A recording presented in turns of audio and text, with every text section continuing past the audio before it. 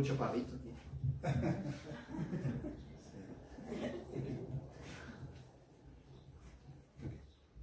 ¿Cómo están? Bien. Gracias. Bien. Te invito a que abras tu Biblia en el Antiguo Testamento.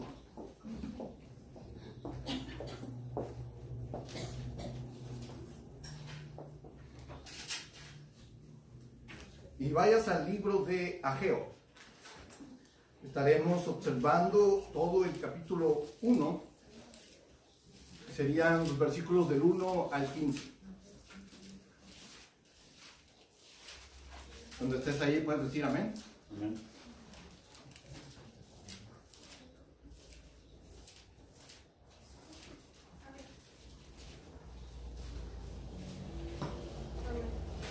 Y la palabra del Señor dice así. Ageo capítulo 1, versículo 1. En el año segundo del rey Darío, en el mes sexto, en el primer día del mes, vino palabra de Jehová por medio del profeta Ageo a Zorobabel, hijo de Salatiel, gobernador de Judá, y a Josué, hijo de Josadac, sumo sacerdote, diciendo: así ha hablado Jehová de los ejércitos, diciendo: este pueblo dice, ¿no ha llegado aún el tiempo de que la casa de Jehová sea reedificada? Entonces vino palabra de Jehová por medio del profeta Ageo, diciendo: ¿es para vosotros tiempo, para vosotros, de habitar en vuestras casas artesonadas, y esta casa está desierta? Pues así ha dicho Jehová de los ejércitos: meditad bien sobre vuestros caminos. Sembráis mucho y recogéis poco, coméis y no os saciáis, bebéis y no quedáis satisfechos, os vestís y no os calentáis. Y el que trabaja a jornal recibe su jornal en saco roto.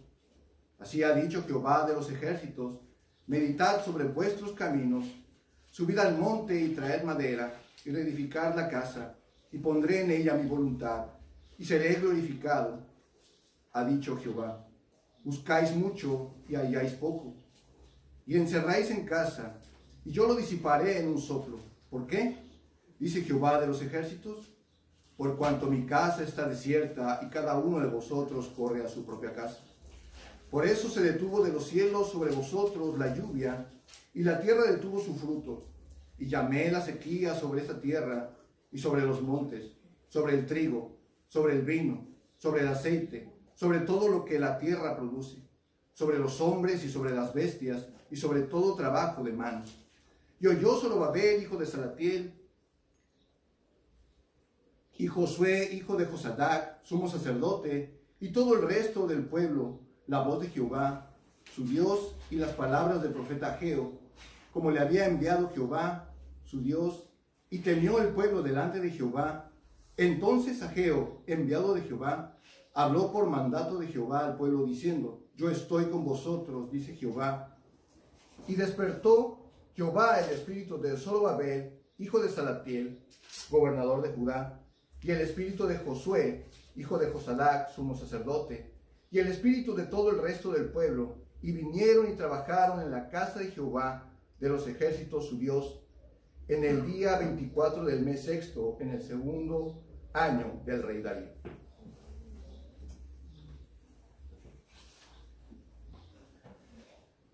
Este libro del profeta Ageo es un libro prácticamente corto, solamente contiene dos capítulos, aunque no es el más corto de la Biblia. El más corto de la Biblia es Abdías, que solamente tiene un capítulo.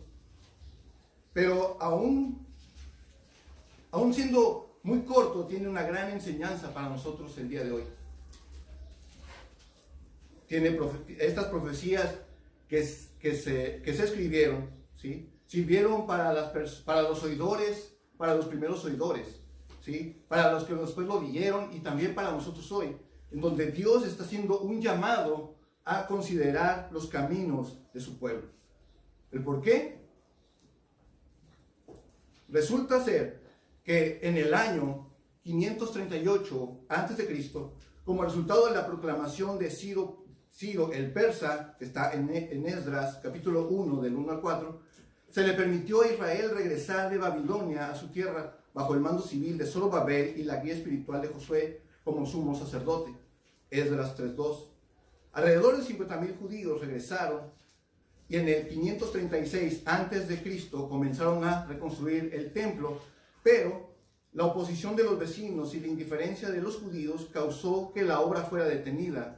En Esdras 4, del 1 al 24, 16 años más tarde, Ageo y Zacarías fueron comisionados para alentar al pueblo a dos cosas: a reconstruir el templo y a reordenar sus prioridades. El templo permaneció en ruinas desde el año 586 a.C. Por manos del rey Nabucodonosor. ¿Sí? Y lo interesante de este libro es que te da una fecha exacta. Está hablando en ese tiempo el 29 de agosto del año 520 a.C. en el mes Elul, en el calendario babilónico. Ahora bien, podemos preguntarnos por qué el pueblo tenía esta actitud si en el libro de Esdras era que tenían ya un mandato, y por misericordia de Dios, Dios mueve el corazón de Ciro para que deje ir a su pueblo. Entonces, este pueblo va, regresa a su tierra y por una u otra razón, ¿sí?, llegan a Israel y empiezan, en vez de atender la voz de Dios, empiezan a atender la voz de sus corazones. Empiezan ellos ¿a qué? A ver sus propias necesidades. Construyeron sus casas. Por eso el Señor les reclama: ¿es tiempo? ¿Es tiempo acaso de que tengas casa artesonada mientras mi casa está vacía?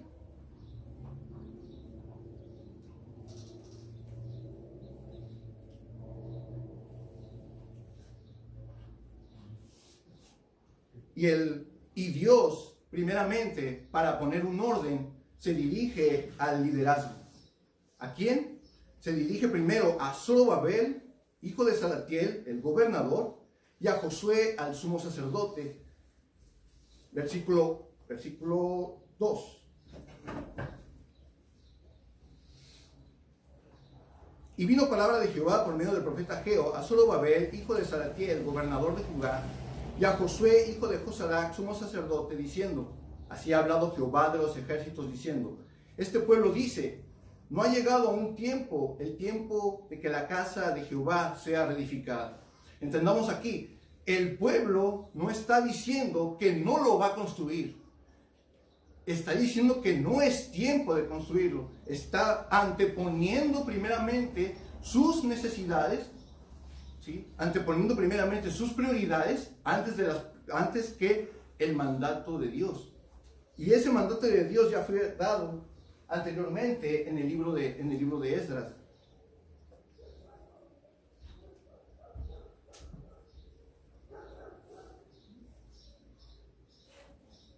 Pero hubo una situación aquí. Al momento de que Dios les dice: construyan el templo, vayan y construyan el templo.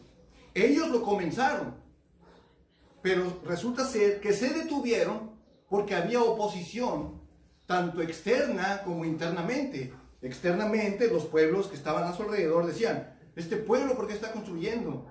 Este pueblo se habían hecho como mala fama, o tal vez les tenían miedo, porque sabían que el Dios de los ejércitos estaba con ellos, ¿sí? Entonces buscan la manera de decir: no, estos no tienen derecho, no merecen absolutamente nada, detengan esa obra.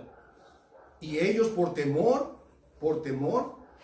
toman la decisión, interrumpen la obra y la dejan por varios años.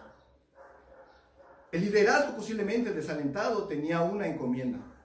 Cuando regresaran al exilio debían de reedificar el templo de Jehová. Por eso es que Dios primeramente se dirige al liderazgo. Ya diciéndole al liderazgo ahora, entonces el Señor en el versículo 3 se empieza a dirigir al pueblo. Y el versículo 3 dice: entonces vino palabra de Jehová por medio del profeta Ageo, diciendo: ¿es para vosotros tiempo, para vosotros de habitar en vuestras casas artesonadas, y esta casa está desierta?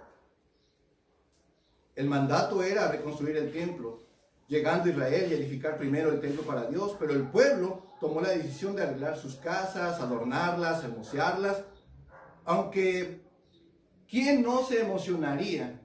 ¿Verdad? ¿Quién no se emocionaría después de estar 70 años fuera de tu hogar, oprimido, llevado a una tierra extraña, y después de 70 años oyes que vas a regresar a tu tierra? Posiblemente estas personas empezaron a imaginarse, empezaron a tener ideas, planes, como cuando nosotros por primera vez, por ejemplo, compramos una casa, ¿no? Compramos una casa y la vemos, tal vez no la vemos completa, pero empieza a volar nuestra imaginación y podemos decir, ah, mira, aquí puedo tener un patio grande, en el patio de atrás, puedo poner un asador, hasta puedo poner una alberca, ¿no? O, ¿qué tal una terraza? Una terraza en donde pueda yo pasar las tardes leyendo, tomándome un café. Para mí, por ejemplo, a mí me gustaría tener una cochera llena de herramientas. No sé tú. O, si no, un cuarto exclusivamente que sea para videojuegos y todo eso. ¿Sí? Pero, sin embargo, si todas esas cosas están bien, desear eso está bien. Que tú puedas tener cosas, que tú puedas anhelar cosas, pero si esas cosas interrumpen o toman el lugar de Dios, entonces estamos en un verdadero problema. Porque primeramente debemos de tener a Dios en nuestras vidas, absolutamente. Y vamos a ver ahora por qué Dios les está diciendo eso y las consecuencias, y les hace ver su pecado.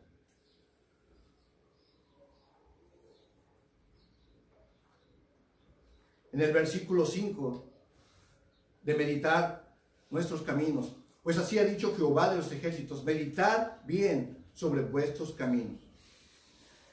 En la predicación pasada habíamos hablado de discernir. Y dijimos que discernir también significaba meditar, considerar. Es lo mismo, hay que discernir los tiempos. Ejemplo, es tiempo, no sé, de que desees ir a Europa. Es tiempo de desear, no sé, estudiar cierta carrera. Es tiempo de vivir en tal lugar. Es tiempo de tener cierto trabajo. O es tiempo de cambiar de trabajo. Debemos de considerar todo eso. Debemos de considerar los pros y los contras de nuestras decisiones. Y tenemos que tener mucho cuidado. Y esta advertencia nos lo dice el profeta Jeremías en Jeremías 17, versículos del 9 al 11. Versículo 9. El corazón es engañoso y perverso, más que todas las cosas. ¿Quién puede decir que lo conoce? A Dios gracias, Dios lo conoce. Lo conozco yo, el Señor.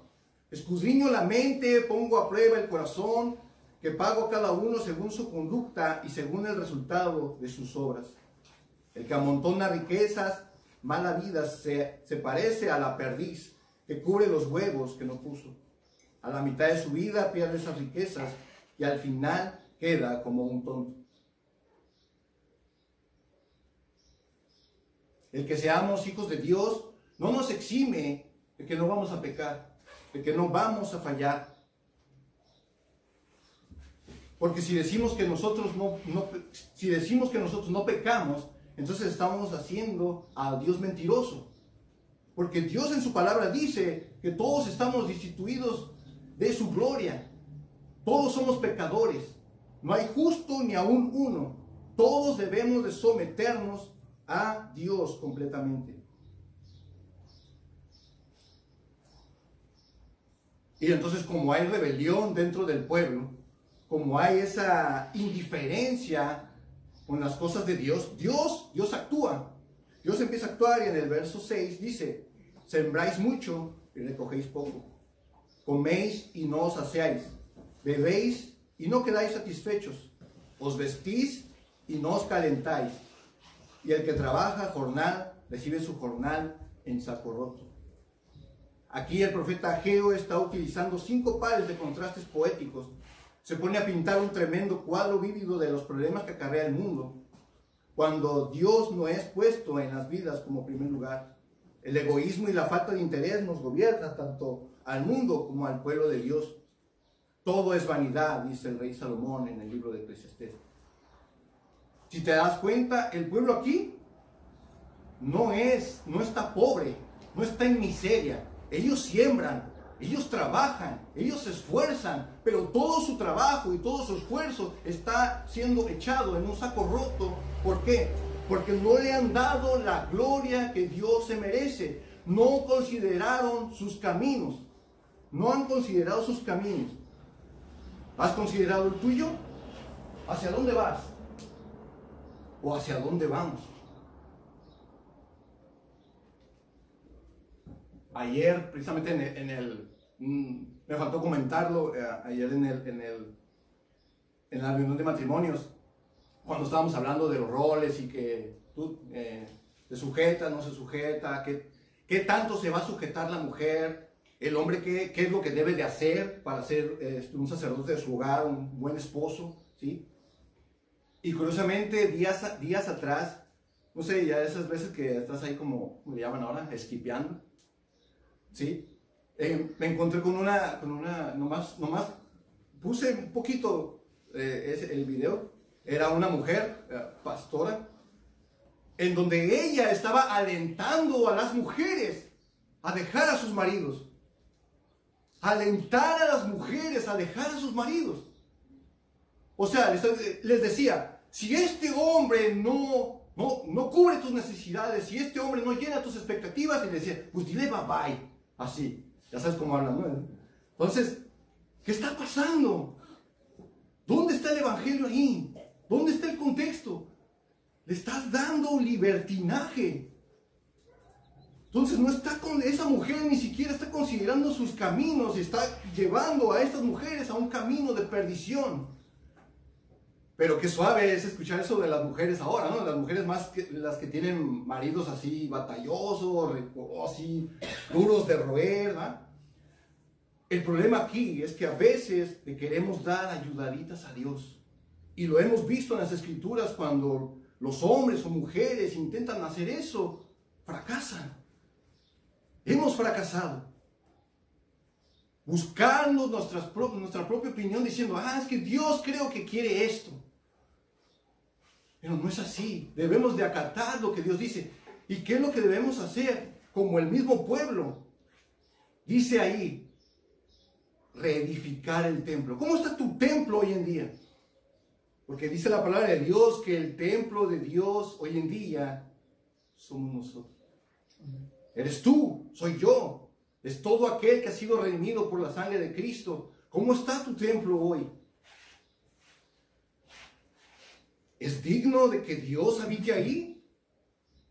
¿O necesita venir Dios y traerte sequía a tu vida para que reacciones?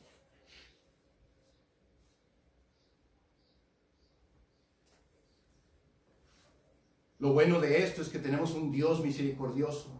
Y no solamente, como lo vimos en la escuela dominical, no solamente hay disciplina, no solamente hay corrección. Dios trae la solución. La solución. Versículo 8. ¿Qué es lo que tenía que hacer este pueblo? Curiosamente, siempre Dios nos va a poner a trabajar. Dice, subir al monte y traer madera y reedificar la casa. Y pondré en ella mi voluntad y seré glorificado, ha dicho Jehová. 3 mandatos constituían el remedio del mal, de este mal. Era que tenían que subir al monte.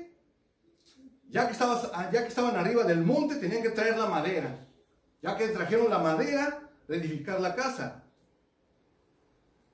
Ahora bien, Dios es soberano y sabe todas las cosas. Esos 70 años sirvieron para que esa tierra fructificara. Había árboles, había vegetación.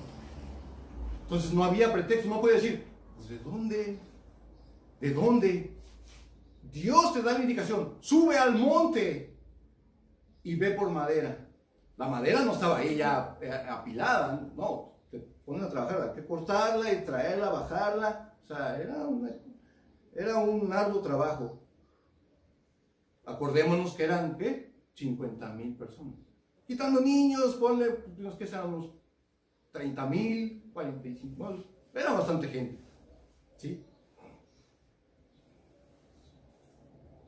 Tras el cautiverio de 70 años en Babilonia, tuvo en sí un beneficio. La vegetación creció, había muchos árboles. Con ellos, Dios les manda que reedifiquen el templo. Si hacían como Dios les ordenaba, tendrían beneficios como la presencia misma de Dios en ese lugar. Tendrían de nueva cuenta adorar a Dios sin preocuparse si lo podían hacer o no. Darle la honra y la gloria. Por ejemplo, en el tiempo de Daniel, los hombres estos celosos, envidiosos, ¿sí? Van con el rey y le dicen, oye, tu amigo, el tal Daniel, no te obedece, le ora a su Dios. O sea, no era fácil, pero Daniel sabía a quién servía. Pero estas personas de aquí se les había olvidado. Se les había olvidado.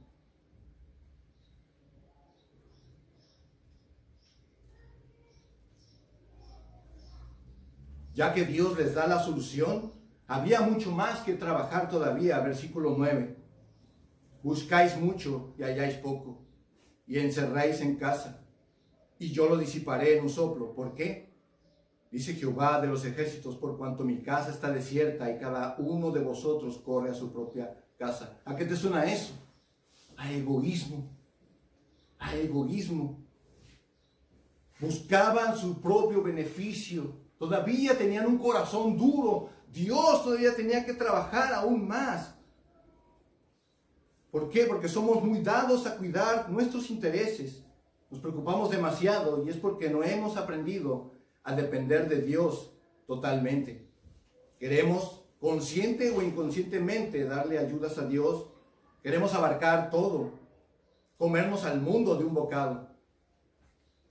Y como dice un refrán, el que mucho abarca, poco aprieta.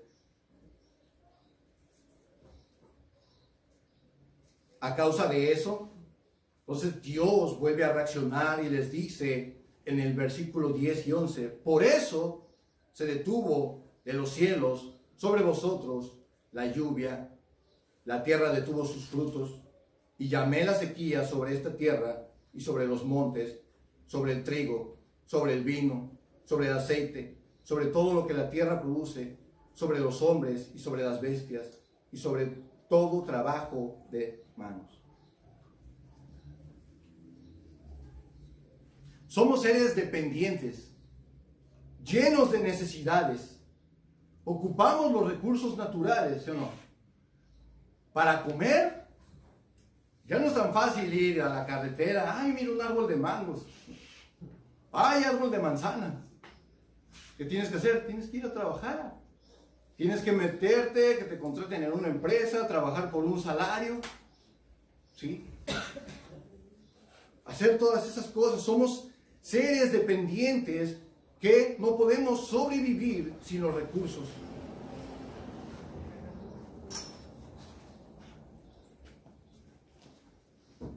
Y lo que hace Dios, Dios siempre va a tocar tu área en donde estás falseando. Siempre, siempre. Si esa área es lo que te está alejando de Dios, tu trabajo, lo que haces, lo que ganas, Dios va sobre eso y te hace reaccionar. Entonces, si no hay nada de eso, entonces, ¿qué trabajaremos? ¿Qué sembraremos? ¿Dónde vamos a captar agua? Aquí Dios detuvo todo, la lluvia y los frutos. Imagínate que Dios nos deje sin nada, sin nada, sin nada absolutamente. Este pueblo sembraba, trabajaba, pero no miraba frutos. Yo creo que era momento de que ellos se preguntaran, ¿por qué suceden estas cosas? ¿Por qué pasan estas cosas? Prácticamente Dios acorraló al pueblo. no como un amedrentador, sino más bien para que consideraran aquel mandato dado antes del exilio, donde Dios les manda a reedificar el templo y prefirieron sus actos egoístas. Versículo 12. El mensaje fue recibido en sus corazones. Ahora sí, ¿no? Dios te dice que la causa por la cual está detenido todo es por tu pecado, por nuestro pecado. ¿Te está yendo bien hoy? ¿Cómo te está yendo hoy en día? ¿Eres bendecido? ¿O vives así que digas a medias? ¿Te sientes bendecido por Dios? ¿Sientes la mano de Dios a favor tuyo? ¿O sientes una opresión? ¿O siempre está esa voz diciéndote, reconsidera tus caminos, reconsidera tus caminos? Versículo 12. Y oyó Zorobabel, hijo de Salatiel, y Josué, hijo de Josadac, sumo sacerdote, y todo el resto del pueblo, la voz de Jehová su Dios, y las palabras del profeta Ageo, como lo había enviado Jehová su Dios, y temió el pueblo delante de Jehová. El liderazgo y el pueblo recapacitan, escuchan la voz de Dios, se dan cuenta que por su mal actuar están en una condición de miseria física y espiritual. ¿Ves lo hermoso que es proclamar las buenas nuevas del Evangelio a toda criatura? A toda criatura. ¿Sabes por qué? Porque Dios puede tener misericordia de esas personas y despertarlos, así como te ha despertado a ti. Y si hoy en día tú sigues adormilado en tus pecados, ruégale al Señor que tenga misericordia y te despierte a una nueva vida en Cristo, sometido a Él.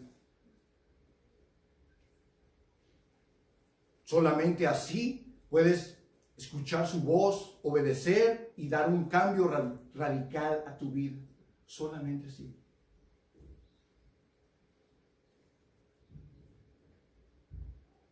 Y el Señor les promete algo. Versículo 13. Entonces Ageo, enviado de Jehová, habló por mandato de Jehová al pueblo diciendo, yo estoy con vosotros.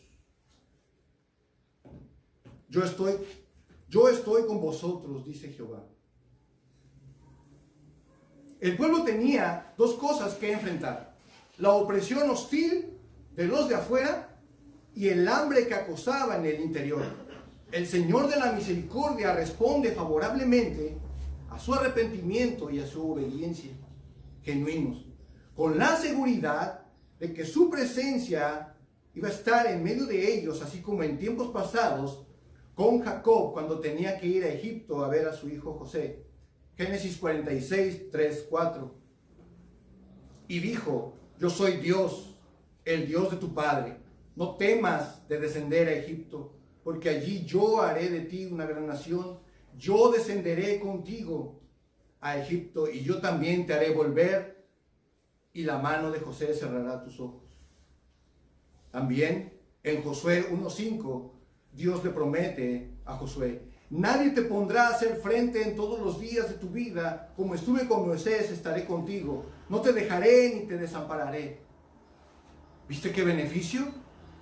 ¿Viste qué beneficio es tener a Dios de tu lado, de nuestro lado? La bendición está ahí. Dios nos quiere bendecir, pero si seguimos, se puede decir, enamorados, porque eso es lo que a veces pasa, enamorados de nuestro pecado, Dios no va a actuar de buena manera. Vas a seguir estando en una miseria espiritual. Y si hoy estas palabras taladran tu corazón, amén, amén.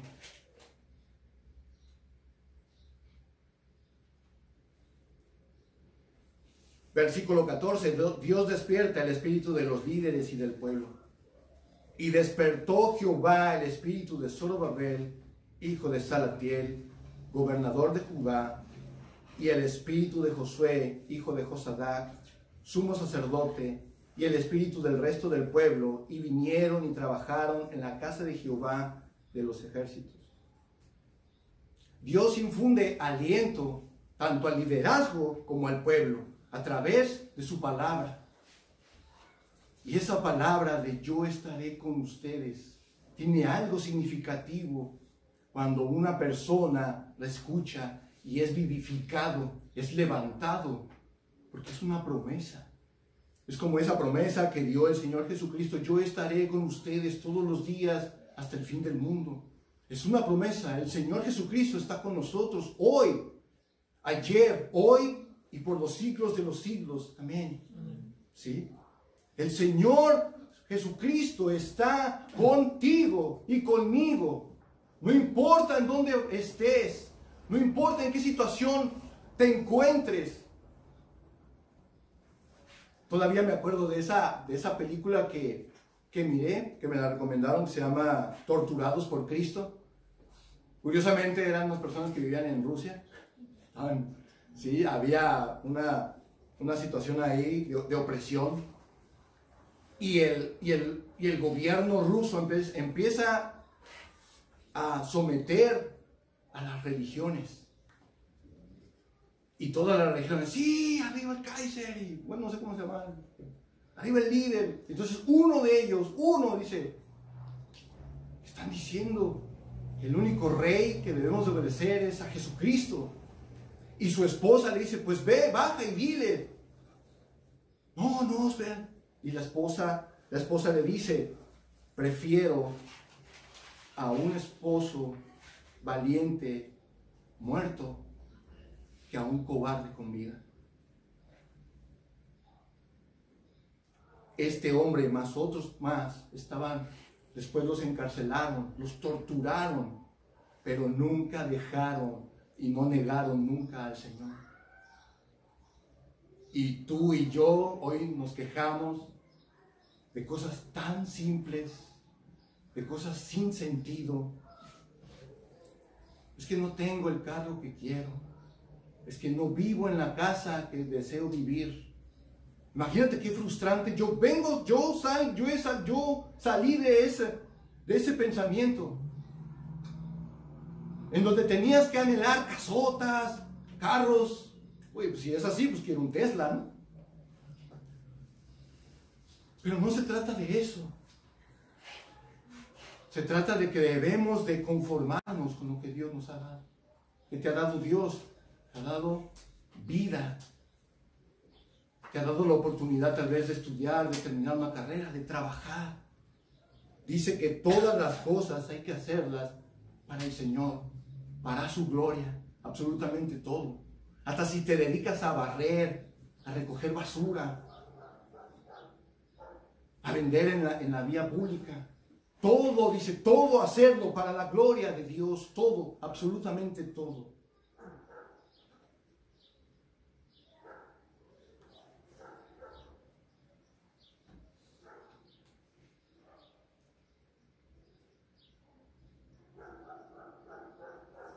Abre tu Biblia en el Salmo 90.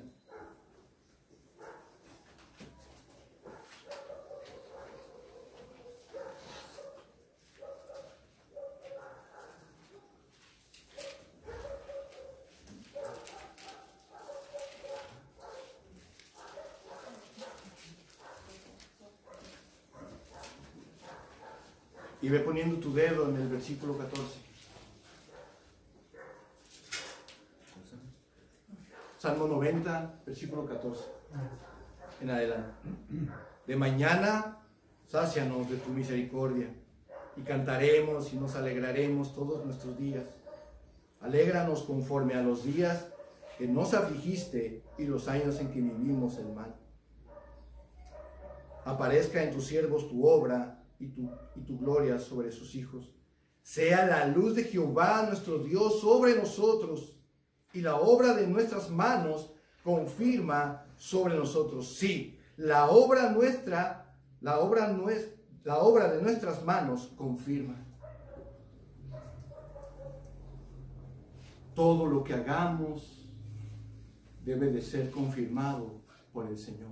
Y Dios hoy en día nos está llamando a considerar nuestros caminos. Considera tu camino. Consideremos a aquel que fue a la cruz por amor a la humanidad. No solamente, exclusivamente a un grupo de personas. Está abierto a todos, a todo aquel que cree, a todo aquel que pone su esperanza en el Señor Jesucristo. Ese será salvado. Yo me imagino el rostro de este ladrón que estaba a un lado del Señor, cuando el Señor le da su aprobación. Había dos, pero uno no creyó y el otro sí. Yo me imagino el rostro de esa persona. Nuestro rostro al momento de ser que Dios representa en nuestras vidas debe de ser ese rostro de gratitud, feliz, gozoso, llenos de amor y sobre todo eso mismo que hemos recibido, también darlo a los demás. Porque muchas veces somos cerrados y nos da vergüenza. Nos da vergüenza recibir pedradas. Nos da vergüenza ser vituperados. No queremos batallar. Buscamos en ocasiones ese evangelio fácil, en donde todo es color de rosa. Pero no es así. En este mundo tendremos aflicciones, y muchas. Y se terminarán hasta que el Señor venga por servidores. El Señor Jesucristo, Rey de reyes y Señor de señores, es digno de nuestra obediencia y sumisión. Poner nuestra vida en sus manos es lo mejor que podemos hacer. Recuerda estas palabras. ¿Quién es digno?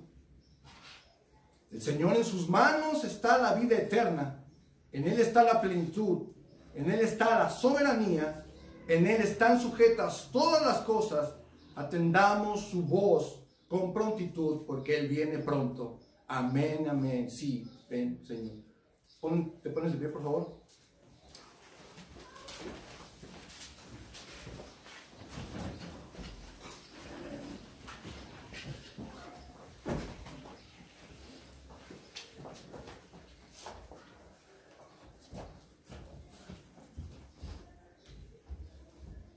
Considera entonces hoy tu camino, tu vida, la vida de los tuyos, tu ministerio, tu servicio a Dios.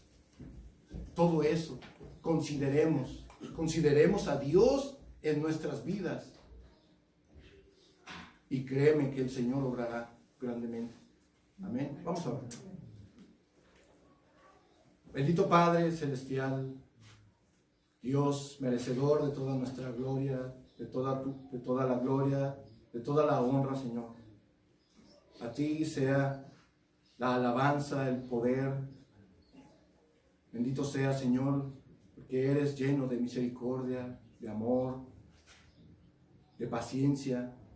Gracias, bendito Dios, porque nos has hecho el llamado, así como tú llamaste a este pueblo en ese tiempo, que aunque estaban pasando por una situación difícil, tú les dijiste que tú estarías con ellos. Gracias, bendito Dios, porque tú estás con nosotros, estás aquí hoy y tenemos el favor tuyo, Señor. Gracias por permitirnos, Señor, entrar a tu trono de la gracia, a disfrutar de esta salvación tan grande, a disfrutar de tu presencia, a deleitarnos, a seguir aprendiendo, a poder compartir con otros lo que tú nos has dado. Gracias, bendito Dios, porque no somos nada, somos simples vasos de barro y tú has decidido depositar tu gloria en ellos. Por eso ayúdanos, Señor, siempre a poner nuestra mirada en ti, no en los vasos de barro, porque los vasos de barro son imperfectos, mas tú, Señor, eres perfecto en todo. Gracias Gracias, Dios, por este tiempo. Gracias por esta palabra, Señor, que nos llena de aliento, que nos vivifica, que nos ayuda día con día, Señor.